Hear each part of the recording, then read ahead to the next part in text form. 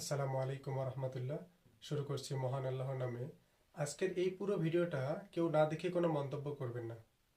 আজকে একটা গুরুত্বপূর্ণ বিষয় আপনাদেরকে শেয়ার করতে যাচ্ছি। এই পুরো বিশ্বতে আমরা যত মানুষই আছি, আমরা এই মানুষগুলোকে দুইটা ভাগে ভাগ করতে পারি। তার এক হচ্ছে নাস্তিক, দ্বিতীয়টা হচ্ছে আস্তিক।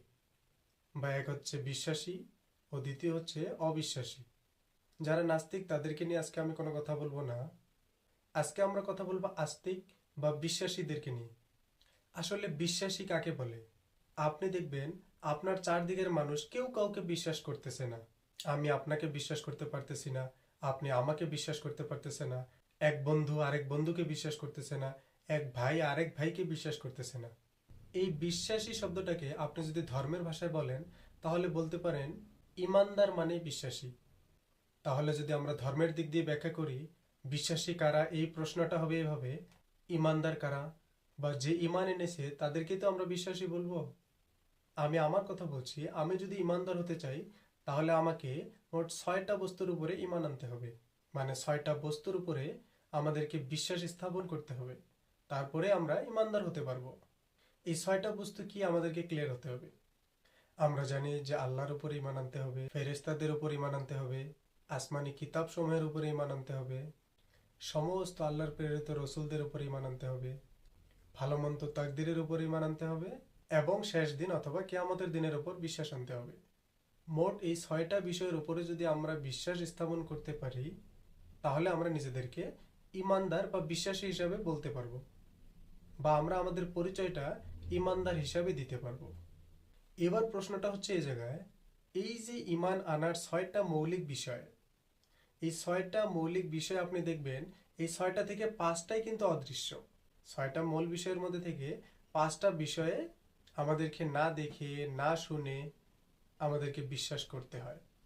আপনি শুধু একটা বস্তুকেই দেখতে পারবেন, যে আমরা যে মৌলিক 6টা বস্তুর উপরে ঈমান আনলাম, এখান থেকে একটা আপনি কিতাব সমূহ, আল্লাহ পাকের কিতাব সমূহ আপনি দেখতে পারবেন, বা আমরা দেখতে পাই। যেমন এখন আমরা দেখতেছি আল কোরআন, যালিকাল কিতাবু লা রাইবা ফি, ইহা ওই গ্রন্থ যেই গ্রন্থে কোনো সন্দেহের অবকাশ নেই। এই কোরআন আমাদের কাছে দৃশ্যমান। আর বাকি আমান্তু বিল্লাহি ওয়া মালাইকাতিহি ওয়া কুতুবিহি, এই বাকি যে 5টা আছে, এই 5টা আপনি দেখবেন পুরোপুরি আপনাকে না দেখে বিশ্বাস করতে হবে, তাহলেই আপনি ইমানদার।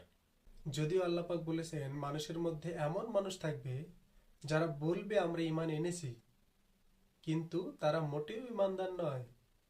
তাহলে বুঝলাম এই মৌলিক 6টা বিষয়ের উপর আমরা যারা ইমান আনয়ন করেছি, বা যারা এই 6টা বিষয়ের উপরে আমরা যারা বিশ্বাস স্থাপন করেছি, আমরাও বলবো ইমানদার। আমাদের সাথে যারা চলাফেরা করে, এদের মধ্যে এমনও মানুষ থাকবে যারা বলবে আমরা ইমান এনেছি, কিন্তু তারা ইমানদার নয়। এই লোকগুলো আসলে কারা? এদেরকে আমরা কিভাবে বাছাই করব? যাদের কথা আল্লাহ বলেছে এরা ইমানদার নয়, তাদেরকে আমরা চিনব কিভাবে? আপনি দেখবেন আপনার আশেপাশে কিছু লোক ঘুরতেছে, তারা শুধু যুক্তি খোঁজে। তারা আমাদের সাথে নামাজ রোজা হজ জাকাত সবকিছু করতেছে, কিন্তু তাদের একটাই বৈশিষ্ট্য থাকবে, তারা সবকিছুর মধ্যেই একটা যুক্তি খুঁজবে। এটা কেন করব, এটা কিভাবে হলো, এটা কেন করা প্রয়োজন, এটা কেন করা প্রয়োজন নয়। তারা সব সময় যুক্তি খুঁজবে। তারা তারা সব কিছুকে সায়েন্স দিয়ে প্রমাণ করতে চাইবে। এই সব কিছুতে প্রুফ বা প্রমাণ চাওয়ার অভ্যাসটা আমাদের কোথা থেকে হলো? এই বিজ্ঞানের প্রভাব বেড়ে যাওয়ার কারণে আমাদের মধ্যে মূলত এই সমস্যা। কারণ বৈজ্ঞানিক থিওরি হচ্ছে দেখে শুনে ধরে ল্যাবরেটরিতে প্রুফ করে যেটাকে পাওয়া যাবে সেটার উপরে আমরা বিশ্বাস করব, নচেত নয়। এই সায়েন্স বা আধুনিক বিজ্ঞানের থিওরি হচ্ছে সবকিছুতে যাচাই করা, সবকিছুতে প্রুফ করা, যুক্তি খোঁজা। এখান থেকেই মূলত আমাদের মাথায় এই কনসেপ্টটা এসেছে যে ধর্মকেও আমরা সব জায়গাতে প্রুফ করব, সব জায়গাতে যুক্তি খুঁজব।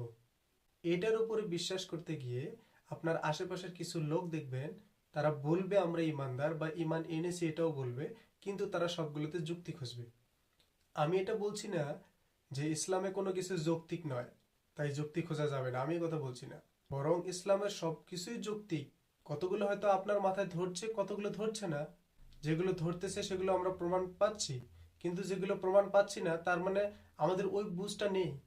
দেখো, আমরা মানুষ হয়ে অন্য মানুষের কথা বুঝতে পারি না। আমরা কি পশু পাখি জন্তু জানোয়ারের কথা বুঝি? আমরা তো তাদের ভাষা বুঝি না, তাই বলে কি তারা কথা বলে না? সুলাইমান আলাইহিস সালাম যেভাবে সব পশু প্রাণীর কথা বুঝতেন, আল্লাহ কি আমাদেরকে এই ক্ষমতা দিয়েছে? আমাদের মধ্যে ততটুকু ক্ষমতা নেই, তাই আমরা সেটা বুঝি না। এটা আপনি সায়েন্টিফিক্যালি কিভাবে প্রুভ করবেন? মোহাম্মদ সাল্লাহ সাল্লাম সপ্তম আসমান ভেদ করে মিরাজে চলে গেলেন, এটার যুক্তি আপনি কোথায় খুঁজে পাবেন? আপনি এখানে দরুদ পড়লে ফেরেশতা নিয়ে গিয়ে মোহাম্মদ সাল্লাহ সাল্লামের কাছে পৌঁছে দেয়, এর দলিল আপনি কোথা থেকে পাবেন? তাই সব কিছুতেই যারা যৌক্তিক খোঁজে, সব কিছুতেই যারা দলিল খোঁজে, তাদের কথাই আল্লাহ বলেছে যে এরা বলবে আমরা ইমানদার, কিন্তু তারা মোটেই ইমানদার নয়। এবার বিষয়টা হচ্ছে, মিলিয়ে দেখেন তো আপনি কি এই দলের মধ্যে আছেন কিনা।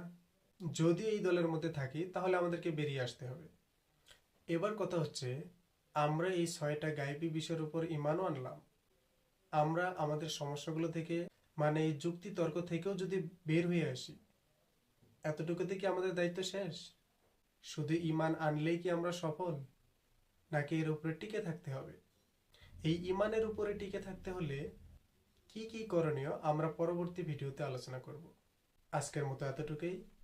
সবাই সুস্থ থাকবেন, ভালো থাকবেন, খোদা হাফেজ।